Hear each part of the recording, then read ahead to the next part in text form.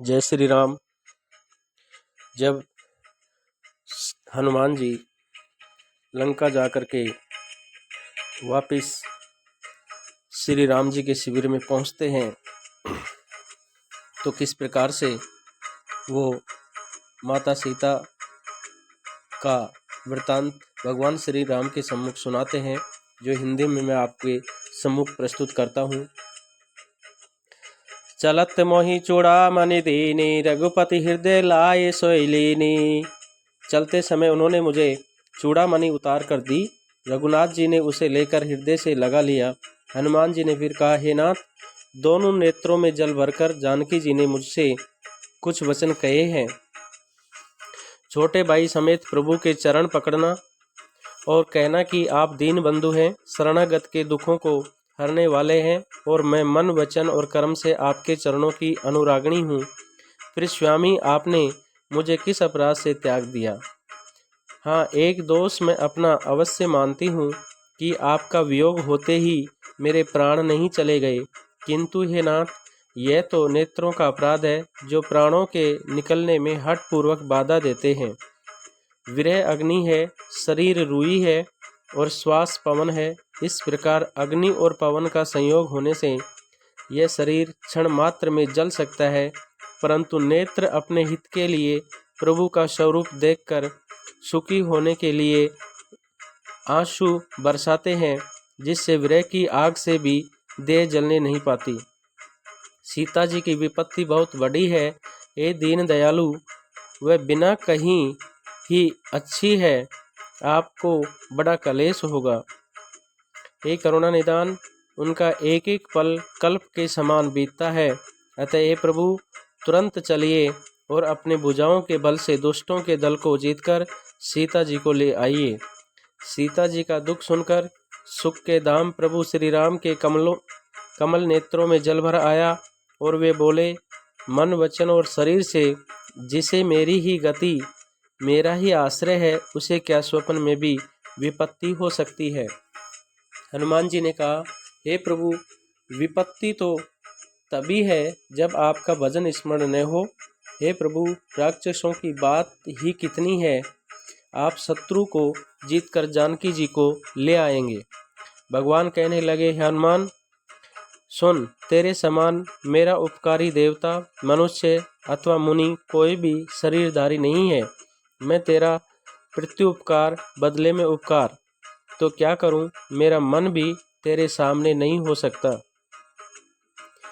हे पुत्र सुन, मैंने मन में खूब विचार करके देख लिया कि मैं तुझसे ऊऋण नहीं हो सकता। देवताओं के रक्षक प्रभु बार बार हनुमान जी को देख रहे हैं। नेत्रों में प्रेम अश्रुओं का जल भरा है और शरीर अत्यंत पुलकित है। प्रभु के वचन सुनकर और उनके प्रसन्न मुख तथा पुलकित अंगों को देखकर हनुमान जी हर्षित हो गए और प्रेम में विकल होकर, हे भगवान, मेरी रक्षा करो कहते हुए श्री राम जी के चरणों में गिर पड़े। बार बार प्रभु चहि उठावा, प्रेम मगन तेई उठवन भावा। प्रभु उनको बार बार उठाना चाहते हैं, परंतु प्रेम में डूबे हुए हनुमान जी को चरणों से उठना सुहाता ही नहीं है। प्रभु का कर कमल हनुमान जी के सिर पर है। उस स्थिति का स्मरण करके शिव जी प्रेम मगन हो गए। फिर मन को सावधान करके शंकर जी अत्यंत सुंदर कथा कहने लगे। हनुमान जी को उठाकर प्रभु ने हृदय से लगाया और हाथ पकड़कर अत्यंत निकट बैठा लिया।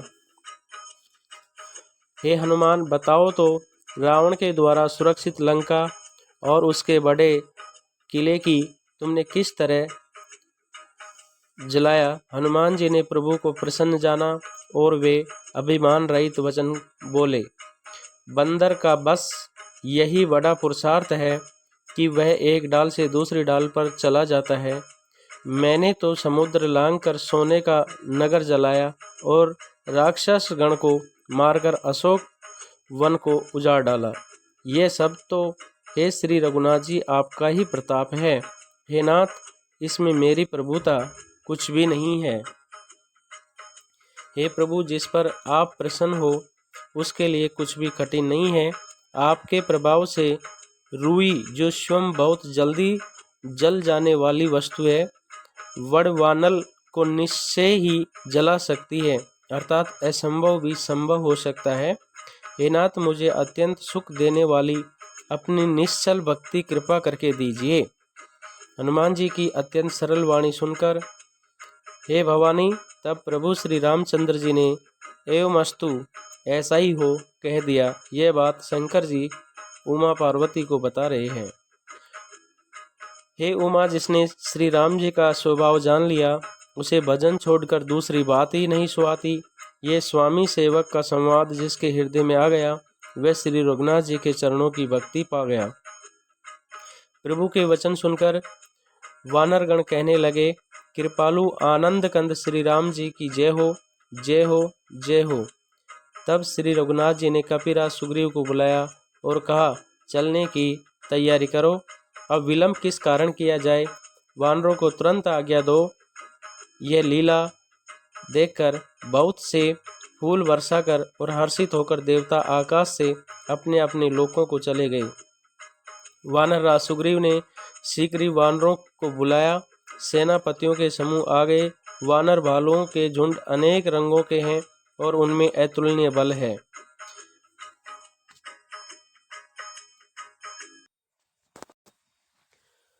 वानर राज सुग्रीव ने शीघ्र ही वानरों को बुलाया। सेनापतियों के समूह आ गए।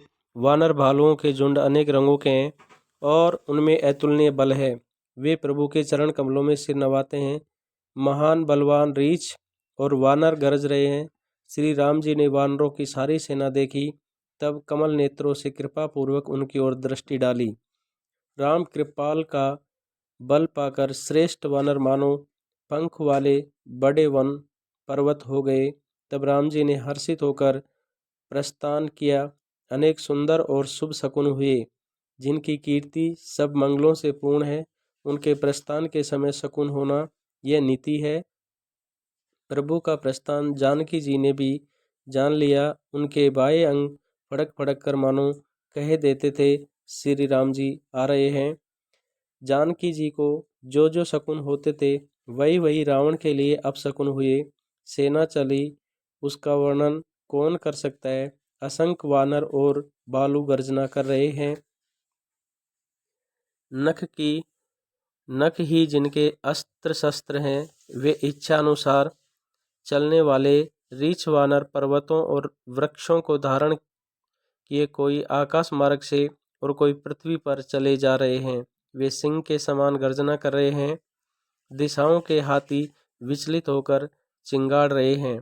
दिशाओं के हाथी चिंगाड़ने लगे, पृथ्वी डोलने लगी, पर्वत चंचल हो गए और समुद्र खलबला उठे।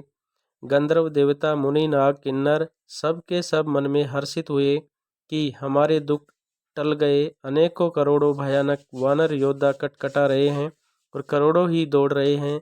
प्रबल प्रताप कौशलनाथ श्री राम जी की जय हो, ऐसा पुकारते हुए वे उनके गुण समूह को गा रहे हैं। उदार परम श्रेष्ठ और महान सर्पराज शेष जी भी सेना का बोझ नहीं सह सकते। वे बार बार मोहित हो जाते हैं और पुनः कच्छप की कठोर पीठ को दांतों से पकड़ते हैं। ऐसा करते अर्थात बार बार दांतों को गड़ा कर कच्छप की पीठ पर लकीर सी खींचते हुए वे कैसे शोभा दे रहे हैं, मानो श्री रामचंद्र जी की सुंदर प्रस्थान यात्रा को परम सुहावनी जानकर उसकी अचल पवित्र कथा को सर्पराज शेष जी कच्छप की पीठ पर लिख रहे हों। इस प्रकार कृपा निदान श्री राम जी समुद्र तट पर जा उतरे। अनेकों रीछ वानर वीर जहाँ जहाँ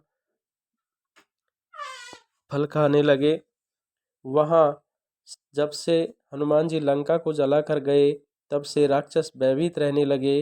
अपने अपने घरों में सब विचार करते हैं कि अब राक्षस कुल की रक्षा कोई नहीं कर सकता और इसका कोई उपाय नहीं है।